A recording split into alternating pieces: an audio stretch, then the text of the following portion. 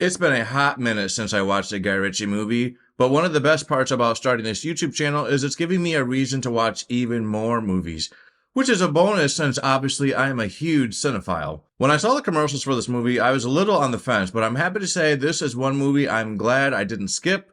Let's talk about the Ministry of Ungentlemanly Warfare.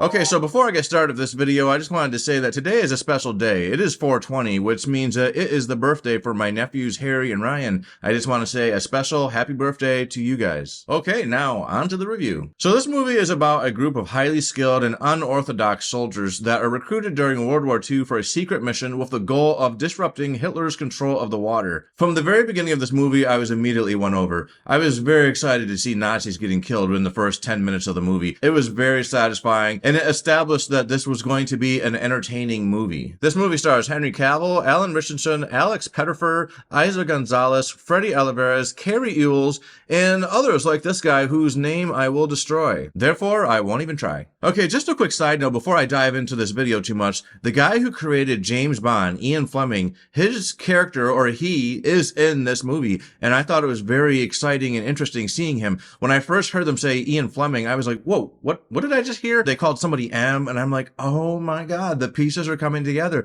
Now I'm getting where he came up with the story of James Bond. Just a quick side note that I thought was pretty interesting. Henry Cavill provided just enough charm and humor to win me over. I'm sometimes in the camp that he is a little bit overrated, and I still think he is. But in this movie, he was maybe changing my view. He was pretty energetic in this movie. He had a fun personality. There was a lot of really good lines. I think he is actually kind of quotable in this movie. People are really going to remember this version of Henry Cavill. I think he delivered. He's certainly better in this movie than he is in that movie Argyle, but that movie wasn't really giving him much to do. Also never really been a fan of Ritchson. Blame that terrible TV show Titans on HBO Max for that. Every character in that show is just not that great, and he is no exception. He didn't stand out to me. I didn't really enjoy his character. I'm like, who is this Hawk guy? I'm not familiar enough with all the DC characters to really appreciate it, so maybe that has something to do with it, but his character just didn't resonate with me. Therefore, I have not been rushing to watch Reacher because I'm like, I don't really like him. However, when I saw him in this movie, I was very impressed. He's actually one of my top characters in this movie, and oh my god, this guy is jacked. He is huge. I mean, this isn't bad either, but he is just, wow.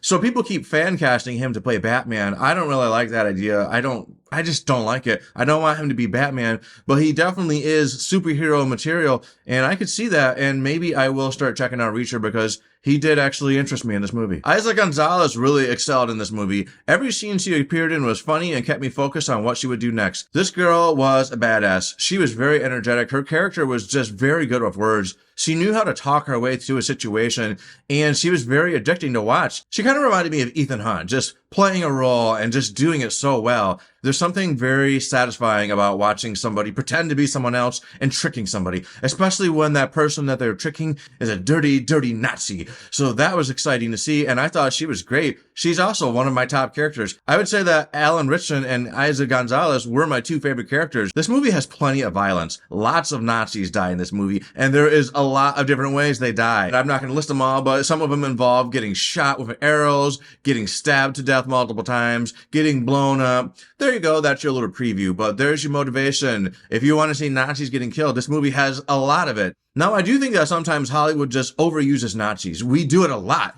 The Nazis are like the villains in almost every Indiana Jones movie, and they have just been the villains in so many stories. And yeah, I get that they were really bad people, but we are sometimes beating a dead horse with the subject. It's like, okay, weren't there other bad people? Can't we come up with new villains? But either way, I do think that it is always satisfying watching these guys meet their maker. They are terrible, terrible, evil people, and so it is satisfying. I just tend to think that we do it too much. However, I will say this movie kept me interested, and it made me a fan of watching Nazis get killed. I probably shouldn't laugh at that. Now, this movie is billed as a true story, and I'm not really sure how true that is. You know, when they say something is based on a true story, that they probably took a lot of liberties with the source material. But that being said, this is apparently a true story, and you can read more about it. I might look into it, but I don't know. I don't like history that much, so the outlook does not look good. Anyway, That's something interesting. I thought Guy Ritchie did a fantastic job with this cast. His directing really created a fun movie, and this group of misfit soldiers really turned out to be well worth watching. Guy Ritchie has a pretty diverse resume. He made Snatch, he made Rock'n'Rolla, he made Lock, Stock, and Two Smoking Barrels. He made a Disney movie. He made that movie Aladdin. This guy is a very diverse director. I think he does a very good job when he has big cast. Ensembles are kind of his bread and butter. He knows how to take so many different types of personalities and write them into these situations that are just extremely entertaining. He also has a gift for picking the perfect actors to play these characters. He is a very good director. So maybe this movie converted me a little. Maybe I don't think Alan Ritchson sucks. Maybe I actually think Henry Cavill is a decent actor. He did entertain me a lot in this movie, and I think that he gave me a lot of good quotes. There's just a lot of funny moments with his character that I think really stood out and made me appreciate Henry Cavill a little bit more. I guess when I'm looking at Henry Cavill and looking down on him, it's stuff like The Witcher, but that is just, I guess he's supposed to be this bland character, people say.